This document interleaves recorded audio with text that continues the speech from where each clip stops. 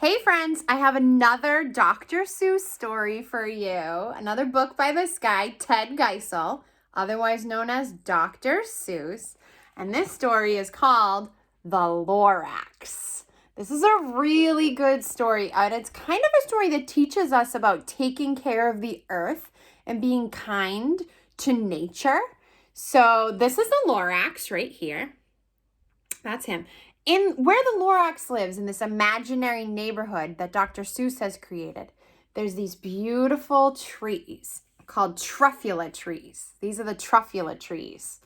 So we've got the Lorax, the truffula trees, and you're also going to see this guy, the Onceler. It's kind of like the bad guy in the book. You'll know him because he's always wearing green gloves. Okay, so we've got the Lorax, the Onceler, and the truffula tree. So those are a few things you need to know before we start the story, okay? The Lorax by Dr. Seuss. Here we go.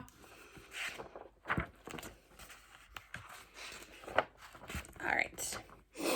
At the far end of town, where the grickle grass grows and the wind smells slow and sour when it blows, and no birds ever sing excepting old crows, is the street of the lifted Lorax. This looks like kind of a yucky place. Oof. Yikes, it's dark, it's gray. They just told us that it smells slow and sour when the wind blows. Ugh. And deep in the grickle grass, some people say, if you look deep enough, you can still see today where the Lorax once stood just as long as it could, before somebody lifted the Lorax away. What was the Lorax, and why was it there, and why was it lifted and taken somewhere from the far end of town where the grickle grass grows? The old Onceler still lives here. Ask him, he knows. Now remember, you'll know the Onceler because he's always wearing green gloves. You won't see the Onceler. Don't knock at his door. He stays in his lurkim on top of his store. He lurks in his lurkim, cold under the roof, where he makes his own clothes out of miff-muffered moof. I wonder what that is. And on special dank midnights in August, he peeks out of the shutters, and sometimes he speaks and tells how the Lorax was lifted away. He'll tell you, perhaps, if you're willing to pay. There he is. On the end of a rope, he lets down a tin pail, and you have to toss in 15 cents and a nail, and the shell of a great-great-grandfather snail. That's how you pay. Then he pulls up the pail, makes a most careful count to see if you've paid him the proper amount. There he is.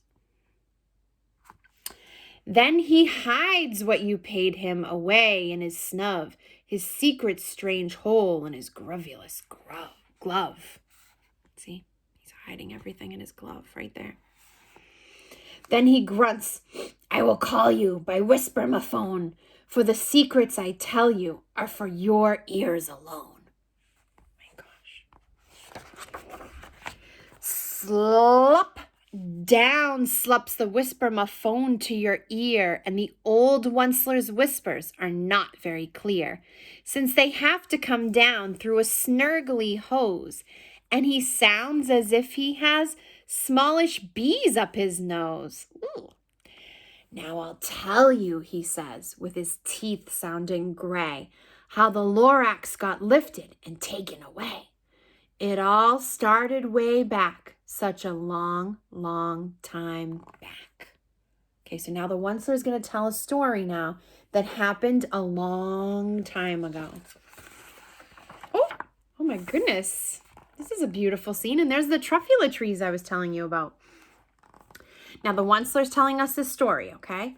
Way back in the days when the grass was still green and the pond was still wet and the clouds were still clean, and the song of the Swami swans, these are the Swami swans, rang out in space One morning I came to this glorious place, and I first saw the trees, the truffula trees, the bright-colored tufts of the truffula trees, mile after mile in the fresh morning breeze.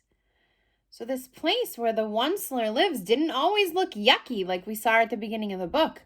A long time ago, it was a beautiful place.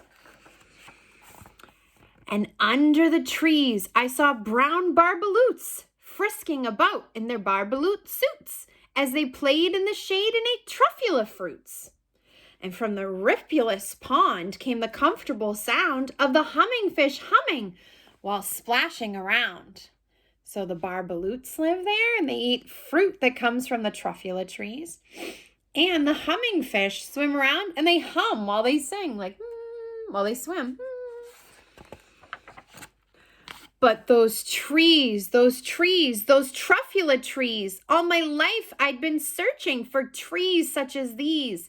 The touch of their tufts was much softer than silk, and they had the sweet smell of fresh butterfly milk. See, there's the Onceler's arms right there. There's his green gloves, and he's feeling the truffula trees, and he's saying, oh my gosh, they're so soft. They're soft as silk, and they smell beautiful too. I felt a great leaping of joy in my heart. I knew just what to do. I unloaded my cart. I wonder what he's got there. In no time at all, I had built a small shop. Then I chopped down a truffula tree with one chop. See, he chopped it down. There he is. And with great skillful skill and with great speedy speed, I took the soft tuft. The tuft is the top of the tree. And I knitted a thneed. What is a thneed? The instant I finished, I heard a gazump. I looked and I saw something pop out of the stump of the tree I chopped down. It was sort of a man. Describe him? That's hard. I don't know if I can. There he is. So he popped right out of the stump after the Onceler chopped down the tree and made his thneed. He was shortish and oldish and brownish and mossy, and he spoke with a voice that was sharpish and bossy. Mister, he said with a sawdusty sneeze, I am the Lorax. I speak for the trees. I speak for the trees have no tongues, and I'm asking you, sir, at the top of my lungs. He was very upset as he shouted and puffed. What's that thing you made out of my truffula tuft? What is this thing? What is a thneed? Remember, those are the Onceler's hands holding the thneed.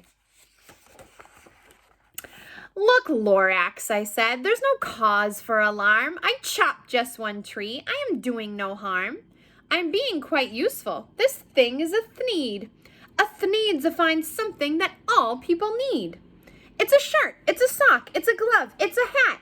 But it has other uses, yes, far beyond that. You can use it for carpets, for pillows, for sheets, or curtains, or covers for bicycle seats. The Lorax said, Sir, you are crazy with greed. There's no one on earth who would buy that fool thneed. So the Onceler wants to sell thneeds to people, and the Lorax is saying, no one's going to buy that silly thing. The Onceler is just thinking about how he wants to make money by selling thneeds. But the very next minute, I proved he was wrong, for just at that minute, a chap came along. Chap is like a guy. And he thought that the thneed I had knitted was great, and he happily bought it for $3.98. I laughed at the Lorax. You poor stupid guy. Oh my gosh, that's not nice. You can never tell what some people will buy. Oh my gosh, the Onceler. Not very nice. I repeat, cried the Lorax, I speak for the trees. I'm busy, I told him. Shut up if you please. Oh my gosh.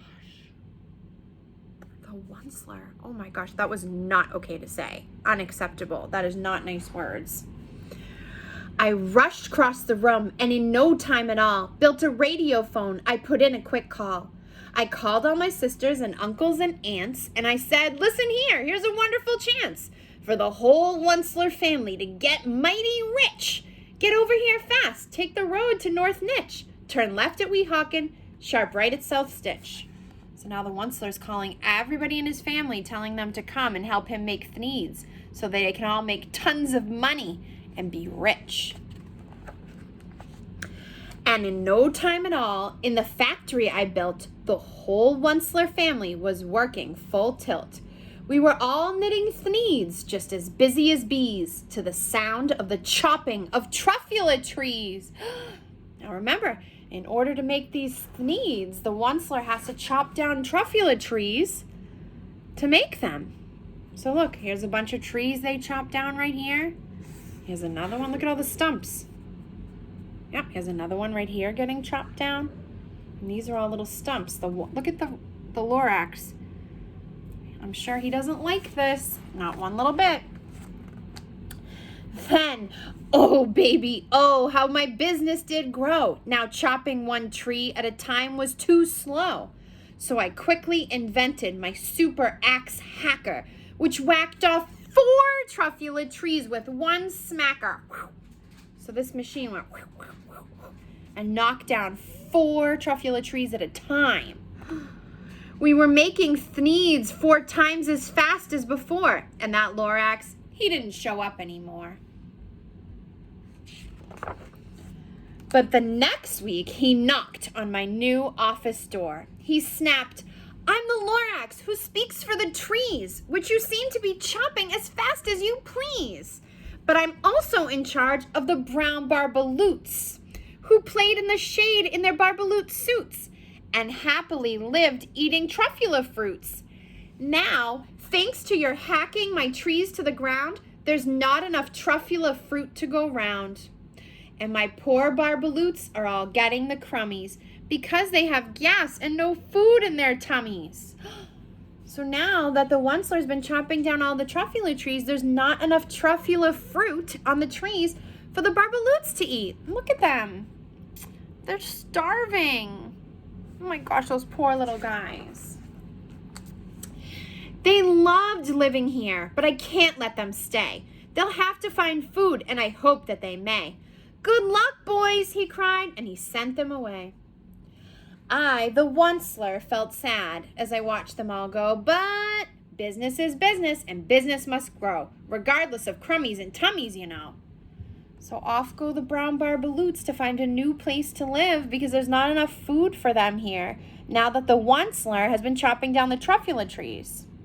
And the Onceler said he felt bad for a minute, but then he's thinking about money, money, money, money. That's all he cares about. I meant no harm, I most truly did not, but I had to grow bigger, so bigger I got. I biggered my factory, I biggered my roads, I biggered my wagons, I biggered the loads of thneeds I shipped out. I was shipping them forth, to the south, to the east, to the west, to the north. I went right on biggering, selling more thneeds, and I biggered my money, which everyone needs. So now he's making more thneeds and more thneeds and more and more and more and chopping down more and more and more and more trees.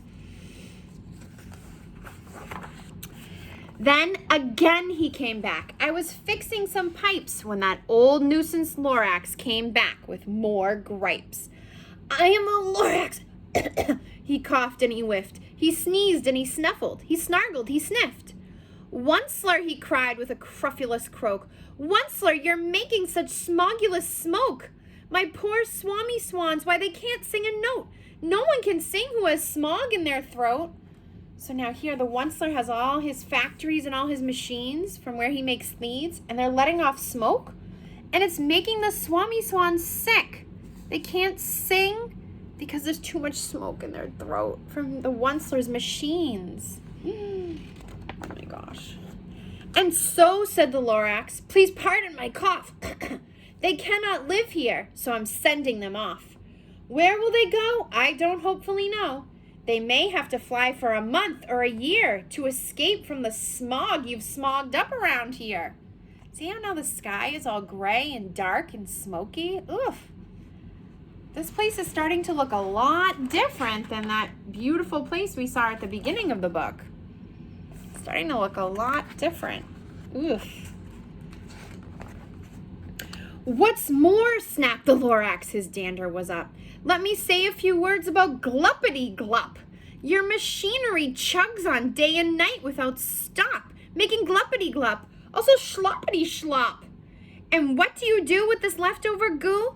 I'll show you, you dirty old Onceler man, you. So also his machines are making sloppity-slop and gluppity-glup.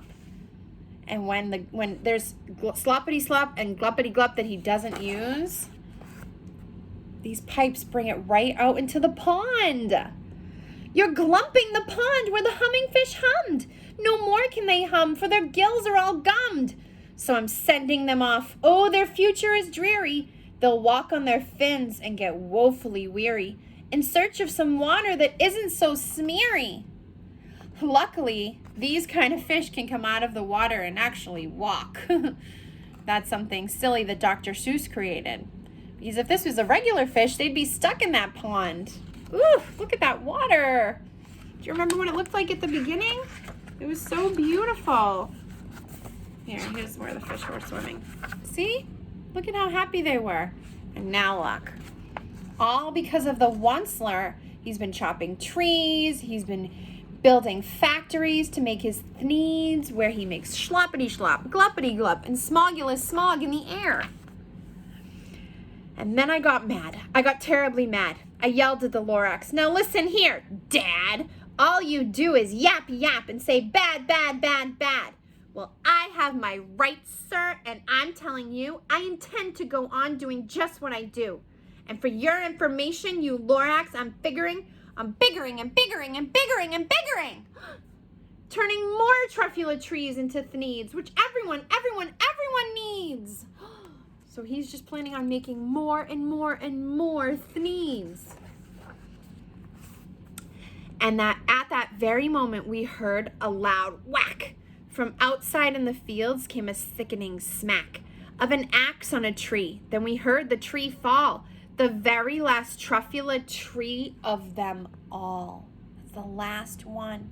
Can you see really close? These are all stumps of truffula trees. All these little spots right here were once trees that have all been chopped down. So we went from this beautiful scene to this. Ugh. All because of the Onceler. Because all he cared about was making thneeds and making money. He didn't take care of the earth. No more trees, no more thneeds, no more work to be done. So in no time, my uncles and aunts, everyone, all waved me goodbye. They jumped into my cars and drove away under the smoke-smuggered stars. Now all that was left neath the bad-smelling sky was the big empty factory, the Lorax and I. So now he can't make any more thneeds because there's no more trees. The Lorax said nothing, just gave me a glance, just gave me a very sad backward glance as he lifted himself by the seat of his pants. There he is. He's lifting himself up. And I'll never forget the grim look on his face when he heisted himself and took leave of this place through a hole in the smog without leaving a trace. The Lorax knows he cannot live there anymore. They cannot stay. The Onceler has really just ruined everything. He's made this place go from a beautiful, beautiful place to live to a yucky, smoky, gluppity, schloppity place to live. And all that the Lorax left here in this mess was a small pile of rocks with one word: unless. Whatever that meant, I just couldn't guess. That was long, long ago, but each day since that day, I've sat here and worried away. Through the years while my buildings have fallen apart, I've worried about it with all of my heart. So now the Onceler does kind of realize what he did wrong and how he ruined this place, and he's starting to feel bad about it, and he's starting to worry about it. But now, says the Onceler, now that you're here, the word of the Lorax seems perfectly clear. Unless someone like you cares a whole awful lot, nothing is going to get better. It's not. So, catch! Catch, calls the Onceler. He lets something fall. It's a truffula tree, a truffula seed. It's the last one of all. You're in charge of the last of the truffula seeds, and truffula trees are what everyone needs. Plant a new truffula, treat it with care, give it clean water, and feed it fresh air. Grow a forest, protect it from axes that hack. Then the Lorax and all of his friends may come back. So the Onceler's throwing out the very last truffula seed and telling the little boy that he can grow a new truffula tree and protect it. Don't let anybody chop it down. Give it water, give it sun, and let it grow. The end. I'm sure that little boy planted that truffula tree, and maybe, hopefully, perhaps, he planted more and more and more truffula trees. So that place could start looking more like the place we saw at the beginning of the book. The beautiful trees and the beautiful water and the barbaloots and the swami swans and the hummingfish. Maybe, if that place cleans up a little bit, maybe all those friends will come back. Now, friends, this is an important story that's actually teaching us that we need to take care of the earth. Because if we go around cutting down trees or not taking care of plants and the nature, then that could happen to us. We could end up in a kind of yucky place. And we have to take care of trees too, because trees are our homes for animals. A lot of animals live in trees. So we really need to be careful and protect our trees because, number one, they're beautiful. Number two, they're homes for animals. And also number three, trees and plants make air for us to breathe. I hope you guys enjoyed the Lorax. I know it was a long story. I hope you hung in there till the end. All right, friends, I'll see you later. Bye.